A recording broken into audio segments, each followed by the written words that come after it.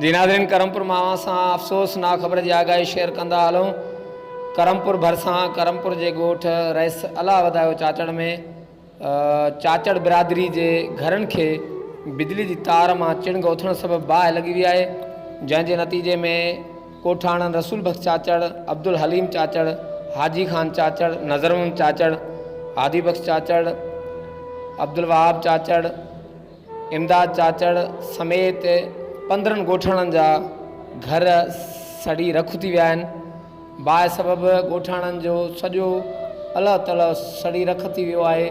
जी नाज़रीन, करमपुर मावा सां अफ़सोसनाक ख़बर जी आगाही शेयर कंदा हलूं।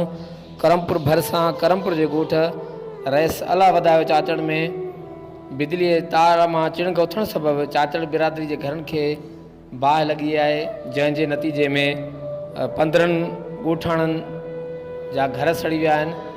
बाहि वाक़े सबबि घरनि जो सॼो अलाह तला रोक रक़म, सोना ज़ेवर, नियाणियुनि जो ॾाज, अनाज ऐं माल जो बोह वग़ैरह सड़ी रख थी वियो आहे। इतला बावजूदि खानपुर फायर ब्रिगेड अमलो बाहि वाक़े हंधि न पहुतो, जॾहिं त ॻोठाणनि पारां बाहि विसाइण जूं कोशिशूं जारी आहिनि। जी नाज़रीन, करमपुर मां असां अफ़सोसनाक ख़बर जी आगाही शेयर कंदा हलूं।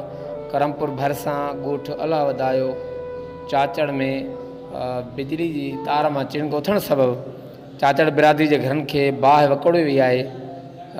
बाहि सबबि 15 ॻोठाणनि जे घरनि जो अलाह तला सड़ी रख थी वियो आहे। कैमरामैन टीम सां गॾु Javed Usman Bijani, JTN web news, Karampur.